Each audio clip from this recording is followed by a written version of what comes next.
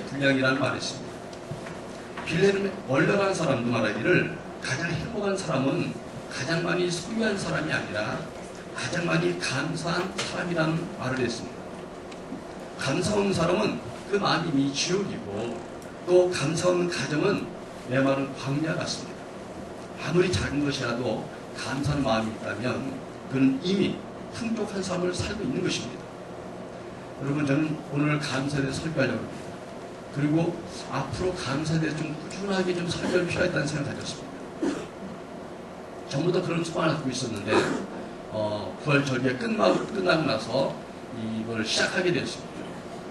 여러분, 올 한해는 우리 성도님들이 정말 감사하는 삶을 사시기 바라고 또 감사한 삶을 살면서 정말 감사한 일이 많이 생길 줄 믿습니다. 또 감사를 통해서 하나님의 그 뜻을 깨닫고 또 하나님 말씀에 순종할 때 하나님이 약속하신 축복이 여러분과 가정에 있기를 주님으로 축원합니다. 그래서 오늘 말씀을 통해서 오늘 우리가 감사를 회복해야 되겠어요. 우리 가정들도 서로 감사하고 서로에 대해서 가족에 대해 감사하는 그런 가정, 그리고 또 개인적으로도 다들 감사가 있는 인생을 만들어 가길 바랍니다. 아멘. 그래서 한번 우리 감사 인사를 한번 시작해 볼까요? 옆 사람이 누군지 모르지만 또 그냥 맨날 앉는 사람일 수도 있지만 그래도 항상 옆에 앉아주는 거 얼마나 감사해요. 사람들은 아무 자리에 앉지 않습니다. 오늘 그 자리는 여러분 선택한 자리잖아요. 그 사람 옆에를 결정했어요. 옆에 있는 분들은 정말 감사드립니다. 우리 인사할 때 옆에 앉아주셔서 감사합니다. 다시 한번 인사하겠습니다. 옆에 앉아주셔서 감사합니다. 근데 제가 보니까 인사할 때도 표정이 다르다. 어떤 사람은 진짜 감사해서 막 웃음이 이렇게 막 피어나는데 어떤 사람은 잘못 앉았어 오늘. 근데 다시 한번 인사할 때 그래도 절 보고 웃어주셔서 감사합니다. 한번 인사하겠습니다. 절 보고 웃어주셔서 감사합니다.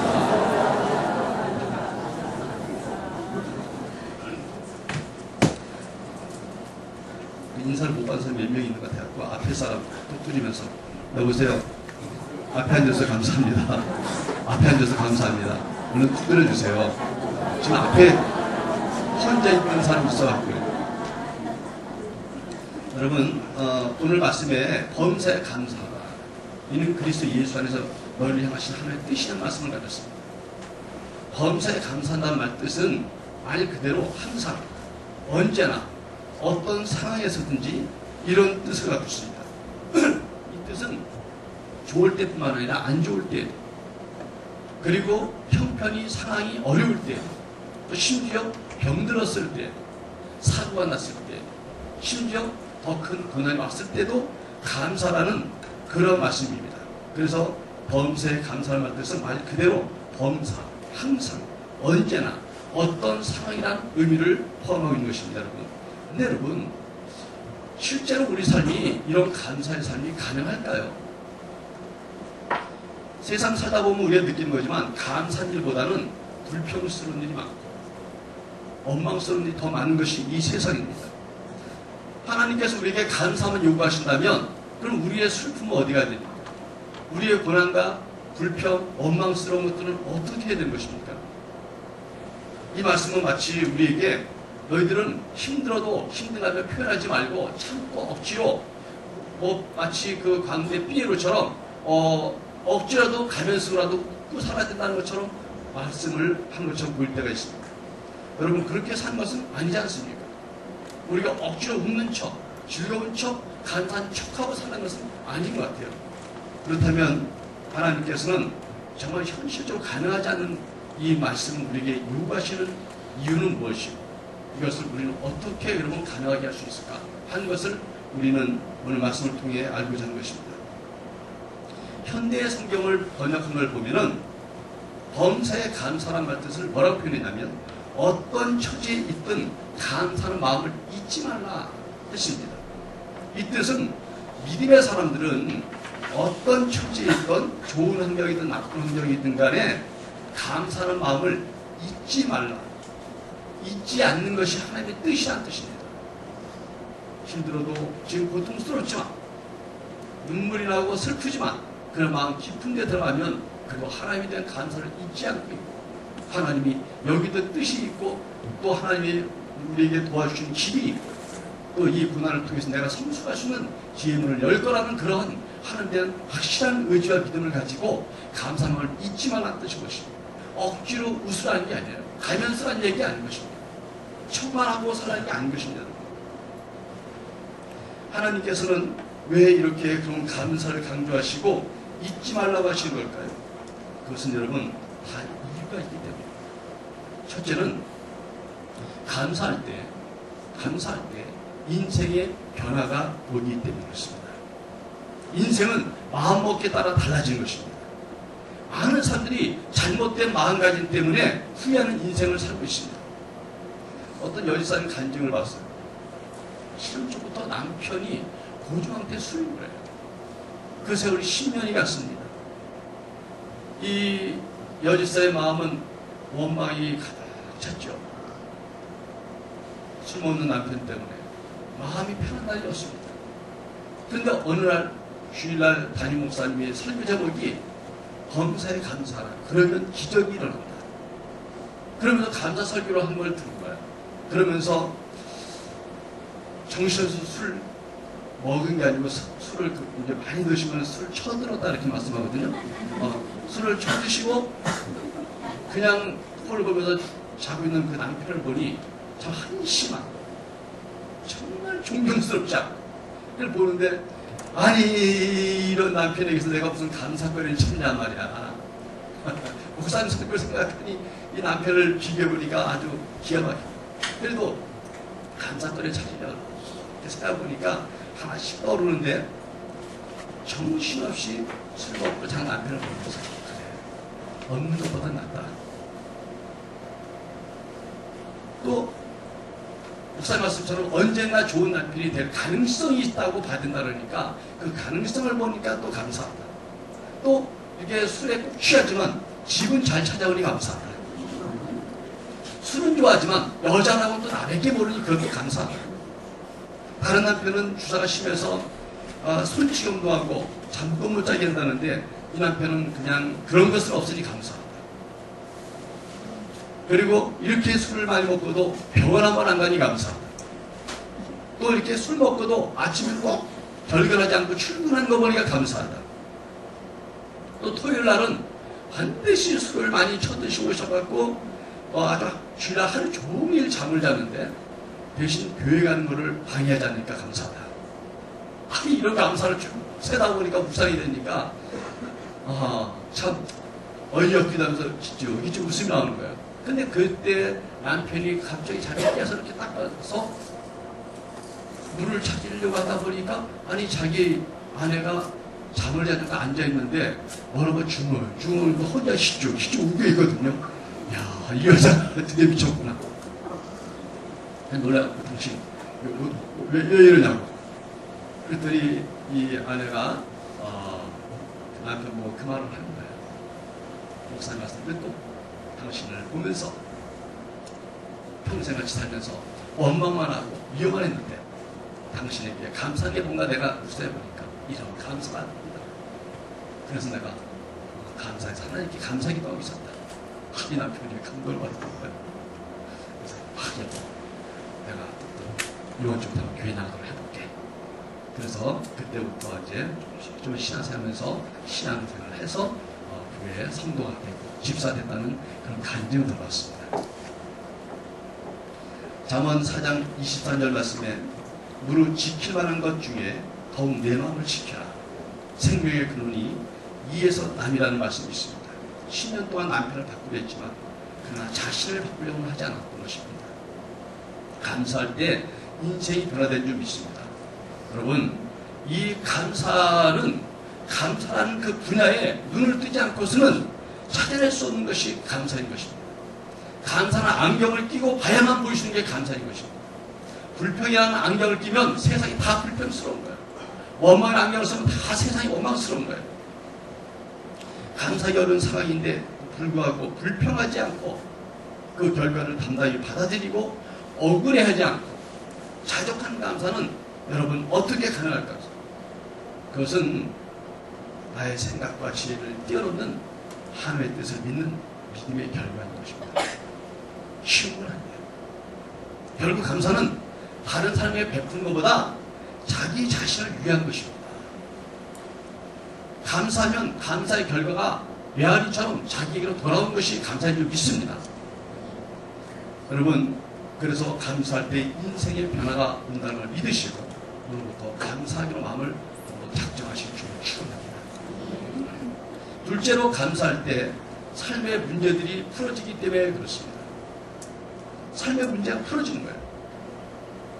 예수님 생애 가운데 보면 항상 기도할 때 감사기도 하셨습니다. 어떤 일을 하실 때 보면 감사기도 하셨습니다. 불가능한 문제 앞에서 먼저 감사하시고, 또 억울하고 고통스러운 이 십자가를 질 때도 감사하셨습니다. 그래서 마태복음 14장 19절 보니까 이런 말씀이 있습니다. 같이 한번 마태복음 14장 19절 같이 한번 공부하도록 해보겠습니다. 시작.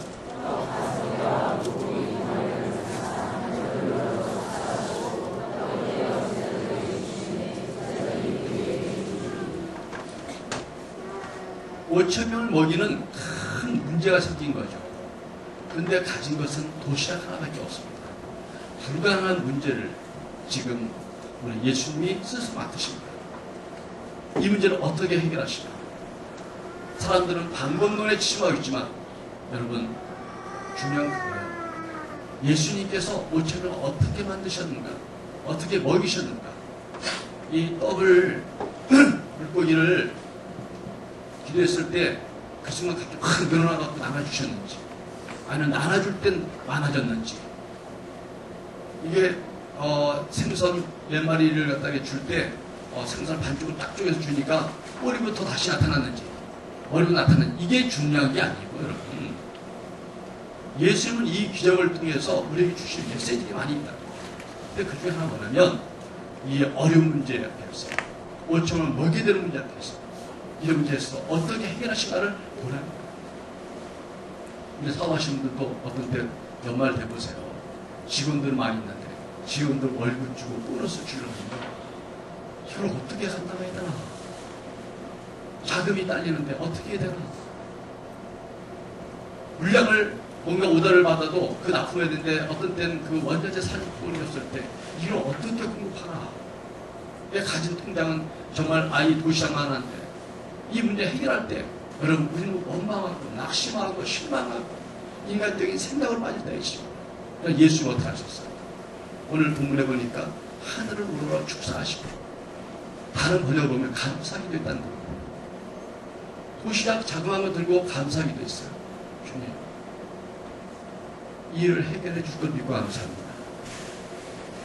이 백성들을 먹이기 위해서 내가 주님께 기도하고 이들을 먹이는 걸 보여줌으로써 이 어려움당한 인생들에게 소망을 주게 하시길 감사합니다. 그분이 감사기도함을 받습니다. 여러분, 우리가 사업할 때 항상 문제가 옵니다. 그때마다 당황하고, 그때마다 불안하고, 그때마다 막 자충우를 어떻게 할까 한다면은 어떻게 사업을 오래 하겠어요? 사업 성공하기 전에 아마 병들을 좀 어려움 앞에서 감사기도하는 여러분 되길 주님을 축원합니다. 하나님이 사업의 길을 열어줄 거예요. 문을 열어줄 거예요. 가정의 문제가 산적해 있고 내 사명대가 산적해 있을 때 우리는 불안하고 두렵고 내 인생이 이렇게 꼬이는가 생각하지만 그러나 감사부터 시작하십시다. 왜?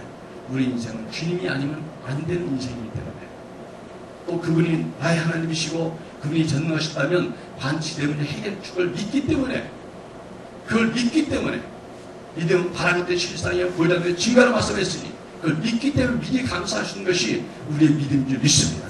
감사는 믿음의 결과인 것이에요. 마태복음 26장 27절에도 또 한 말씀이 있습니다. 같이 한번 읽겠습니다. 시작. 또 잔을 가지사 감사기도 하시고 그들에게 주시며 이르시되 너희가 다 이것을 마시라. 십자가를 지는 그 고난의 십자가 앞에서, 고통의 십자가, 죽음의 십자가, 멸시의 십자가, 아무도 예수님이 그 당시에는 좋은 분이고 억울하다고 말하는 사람이 없었습니다. 마땅히 죽을 죄인이라고 따라들 제자들도 도망가버리고 확신했었습니다.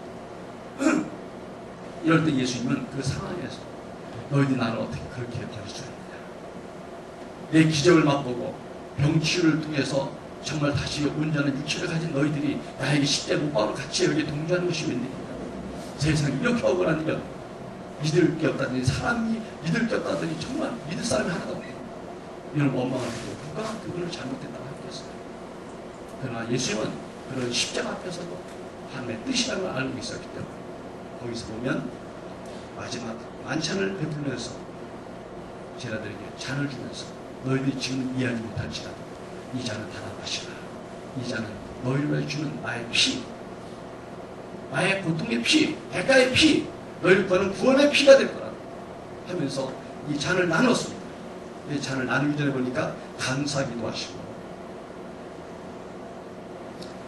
감사기도 하시고, 하나님, 내 사랑하는 제자들에게 이 십자가의 고난의 의미를 설명할 수 있는 기회를 주는 감사합니다. 이들이 지금은 기억하지 못하고 이해하지 못할지라도 나중에는 기억하게 될 것이고, 이들이 성찬식을 그들이 기념하게 될 것입니다. 나의 피의 의미를 깨닫게 될 걸 믿습니다. 이들을 구원할 줄 믿습니다. 이 모든 것에 감사하셨던 것이죠. 우리는 조그만 일을, 좀 좋은 일을 하려고 하면요, 사람들이 그걸 안 알아주면 서운해요.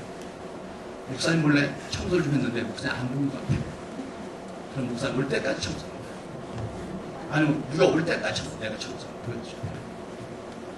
내일하는 사람 안 믿습니다. 어쩌다 하는 사람입니다.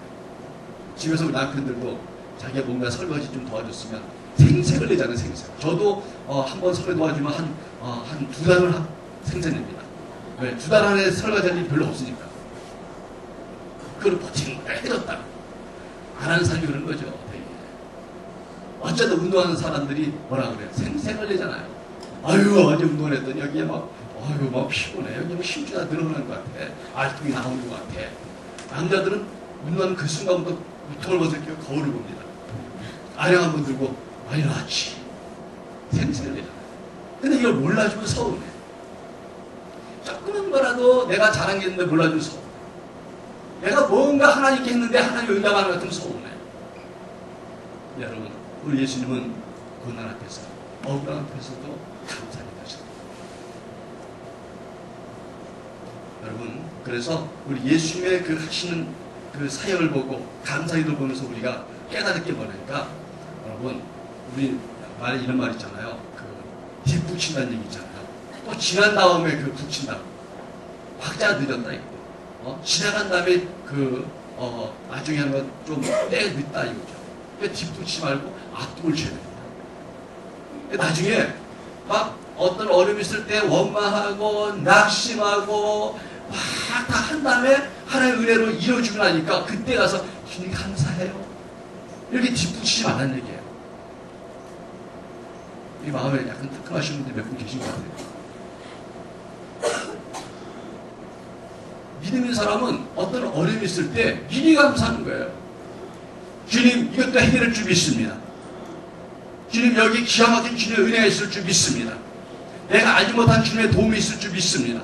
설사 안 될지라도 주님께서는 나를 향하신 선한 뜻이 있다고 믿습니다.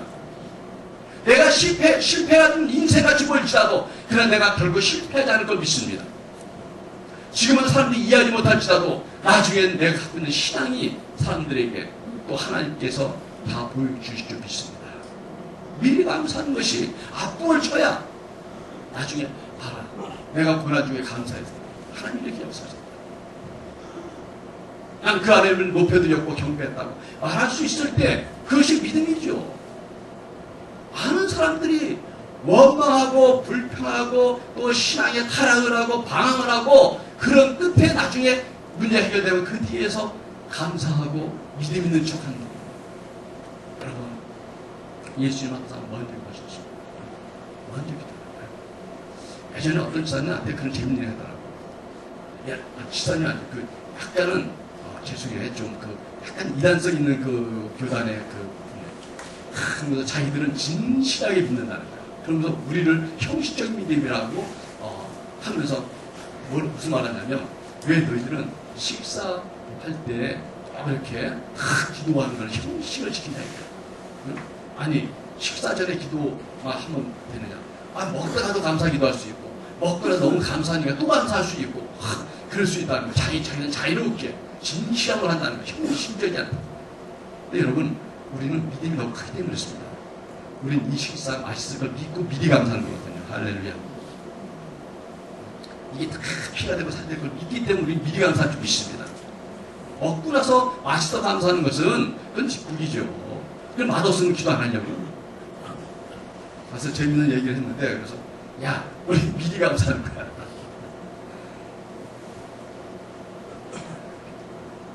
문제를 만나도 미리 감사하고, 사람을 만나도 이 사람 하나님 보내는 사람이었지.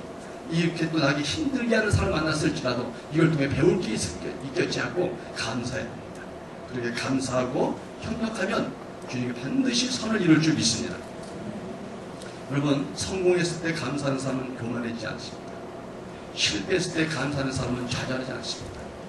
그래서 여러분, 여성 인사할 때 앞북 감사로 뒷북치 말고 앞북 감사로 하나님을 기쁘게 합시다. 한번 인사하겠습니다.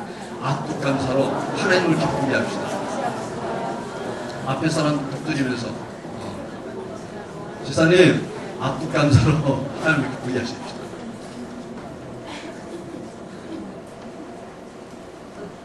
사랑하는 성도 여러분, 여러분이 생각하는 봉사 감사는 무엇입니까? 말 그대로 모든 것에 감사하는 것인데 상황에 따라 감정에 따라 좌우되는 것이 범사의 감사는 아닙니다. 우리가 모든 것에 감사할 수 있는 것은 우리의 다가오는 모든 일에 하나님의 선하시고 임재하신 뜻이 있다는, 그것이 담겨 있다는 신뢰와 믿음 때문에 우리가 감사할 수 있는 것입니다. 그래서 여러분, 감사는 하나님께 대한 믿음의 증거예요. 믿음의 증거예요. 감사할 때 믿음이 입증되는 거예요. 감사는 하나님의 뜻을 이루어진 것입니다. 범사에 감사. 이는 그리스도 예수 안에서 너희를 향하신 하나님의 뜻이라는 거예요. 하나님의 뜻임으로 우리가 또 순종해야 됩니다. 그래서 감사할 때 하나님의 뜻이 이루어지는 거예요. 하나님의 뜻이 이루어지기 위해서는 우리가 감사를 해야 되는 것입니다. 감사할 때 하나님의 역사가 일어날 줄 믿습니다. 감사는 하나님의 기적과 능력이 흘러들어오게 합니다. 여러분, 감사할 때 하늘의 문이 열려진 것을 믿으시기 바랍니다. 원망할 때 문이 닫혀요. 우리 인간관계에서 보세요. 어떤 사람 만났는데 만나면 계속 그 사람 불편하고 원망하고 부정적인 이야기, 남의 탓만 하고 있으면요, 자꾸 가까이 하고 싶지 않아. 멀어져. 저 같은 사람은 아예 이렇게 그냥 떠나버립니다. 그래서 저는 어디 노예 목사님들 좀 까다롭고 자꾸 부정적인 말을 하는 사람은 별로 말을 안 걸어요. 친해지고 싶지 않아서. 왜 말 걸면 친해질까봐 말 안 거든요. 왜? 그럼 그 말을 들어야 돼요. 제가 고등학교 다닐 때 학교가 신대왕동에 있었습니다. 그래서 신월동에서 학교를 다녔는데 같은 반은 아닌데 같은 동네 사는 그 같은 학교가 있는 거예요. 그래서 가끔 버스에 같이 타요. 근데 이 친구는 나를 만나면 항상 하는 얘기가 맨날 여자 얘기, 여자친구 얘기, 자기 놀았던 얘기, 술 먹었던 얘기, 고등학생. 아주 그걸 하고 싶어서 안달이 났어요. 어제는 어서 놀았고 뭘 먹었고. 나는 할 얘기는 그 얘기밖에 안 없어요. 그 말이 안 맞으니까 난 얘만 만나면서 피곤해지는 거야. 그래서 저기 봐갖고 저 친구가 버스 탈 것 같으면 안 탑니다. 그러면 어디 다른 집 피곤해. 같이 있는 게 피곤해. 그 말을 들으면 내 짐을 다 빼요.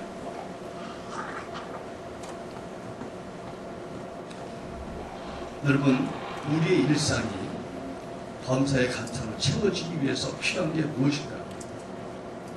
미국의 교육학자 레오 버크칼그리라는 사람은 자기의 책 제목 가운데 이런 말을 했어요. 살며 사랑하며 배우고. 우리가 일생을 감사로 채우기 위해서는 매 순간 사랑하며 감사해야 합니다. 매 순간, 매 순간, 모든 순간을 감사해야 합니다. 매 순간 감사하지 않는다면 우리는 감사를 잃어버립니다. 감사는 습관이고 자세며 마음가짐이며 자기 삶의 라이프 스타일이며 자기 인생관이며 좌우명이고 자기 인생을 끌어가는 모토가 될 것입니다. 그리고 도저히 감사할 수 없는 일이라도 먼저 감사해야 됩니다. 감사드립니다. 그리고 주님의 뜻을 구해요. 주님, 이런 어려움이 생겼습니다. 아니, 여러분을 이해할 수 없습니다. 견뎌낼 수가 없습니다. 나는 아마 이것 때문에 포기하고 쓰러질 수도 있을지 모르겠습니다.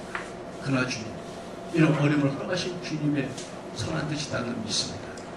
반드시 이해할 수 없는 고난일지라도 이 일을 통해서 하나님의 선하심을 깨닫고 주님의 은혜를 내가 깨닫는 날이 올 줄 믿고 감사합니다. 그 유명한 다니엘의 세 친구 스데락과 메삭과 아벤노가 있습니다. 그들은 하나님을 진실히 섬겼습니다. 그런데 그 왕이 칙령을 내려서 다른 신에게 절하는 사람은 뜨거운 풀물에다가 넣어버리겠다고 무서운 법령을 내렸습니다. 그런데 이 법령은 이 세 친구를 하는 것이었고 다니엘을 없애는 것이었습니다. 그래서 그들이 기도한다는 얘기를 듣고 하나님을 섬긴다는 얘기를 듣고 불러서 너희들은 그를 철수하고 법에 따라 그렇지 않으면 이 뜨거운 불에 넣겠다고 어떻게 할 거냐고 여기서 포기한다고 말을 해라고 했을 때 그들이 얘기한 내용이 뭡니까? 하나님이 우리를 도와줄 것입니다. 그리고 우리는 당신에게 고개를 숙이지 않을 것입니다. 그러나 하나님은 우리를 돕지 않을지라도 그리 아니하실지라도 나는 하나님을 배신하지 않겠다. 그 믿음 보였습니다. 여러분, 인생을 정말 감사로 끝내고 싶다면, 인생을 감사하는 인생으로 바꾸고 싶다면 우리는 내 가난을 포기하는 일에 대해서 우리가 절대로 맞서야 되고 그 앞에서 물러서면 안 됩니다. 싸워 이겨서라도 내 삶을 감사로 끌어낼 줄 믿습니다. 미국의 브루클린 교회를 담임했던 에반스 목사님이 24개월 동안 결장암으로 투병하다 결국 세상을 떠났습니다. 근데 그가 남긴 투병 신조 4개 항목이 있습니다. 우리가 심한 고통 가운데 있다 할지라도 어떤 자세로 마음을 다스려야 하는지를 보여주고 있습니다. 첫째는 나는 결코 불평의 말을 하지 않을 것이다. 둘째, 나는 집안의 분위기를 밝게 유지할 것이다. 셋째, 내가 받은 축복을 헤아려 감사할 것이다. 넷째, 나는 질병을 유익한 것으로 바꿀 것이다. 여러분, 감사는 인생보다 더 행복한 것은 없습니다. 우리는 어떠한 상황에서도 감사할 수 있는 삶의 능력을 가져야 됩니다. 우리는 삶에서 겪게 된 많은 아픔을 불평의 도구, 불평할 수 있는 도구로 생각하면 안 됩니다. 아파서 병원에 입원했을 때는 내가 아프니까 짜증 부려도 된다고 불평해도 된다고 생각하면 안 됩니다. 도리어 이런 고통의 세월이 자신을 성숙하게 만드는 기회로 여기시고 감사한다면 그것은 정말 지혜로운 삶인 것입니다. 그래서 여러분, 어려움 가운데 감사할 수 있는 것은 지혜로운 사랑만이 할 수 있는 것입니다. 말도 안 되는 삶 속에서 감사를 잃지 않는 것은 하나님의 뜻을 따르는 지혜로운 삶의 몫인 것입니다. 그건 안 할 수 있는 게 절대 아니에요. 범인이 할 수 있는 게 아닌 거예요. 뜻을 정하지 않은 삶이 할 수 있는 게 아닌 겁니다. 그래서 여러분, 오늘부터 모든 기회를 불평의 기회로 선택할 수도 있겠지만 그러나 모든 기회를 감사의 기회로 선택하고 감사를 회복하는 날로 오늘 작정을 주겠습니다. 아멘. 오늘 흘러가는 설교 중에 하나로 생각하지 마시고 하나님이 내 인생에 응답을 주시는구나. 내 인생의 길을 보여주시는구나. 내가 어떤 자세로 인생을 살아갈지를 말씀하시는구나 라고 하나님의 말씀처럼 받아들인다면 오늘 하나님께서 여러분 삶 속에 역사하기 시작하는 날이 될 줄 믿습니다. 그래서 여러분 오늘 이렇게 결단을 기도해야 돼요. 주님, 내가 이 세상 떠난 순간 감사합니다라고 말할 수 있기를 기도합니다. 오늘 결단해야 됩니다. 이 설교는 저도 이 감사에 대한 마음을 제 마음에 품었습니다. 어제 고민했어요. 설교를 본걸 듣고 나는 감사를 한 결정을 난 이 설교를 하면서 나도 여기에 동의하고 있다는 생각했습니다. 올 한 해 우리 성도들 삶 속에 놀라운 감사들이 열어지고 하늘의 문이 열어진 역사가 있을 줄 믿습니다. 오늘 말씀을 묵상하면서 같이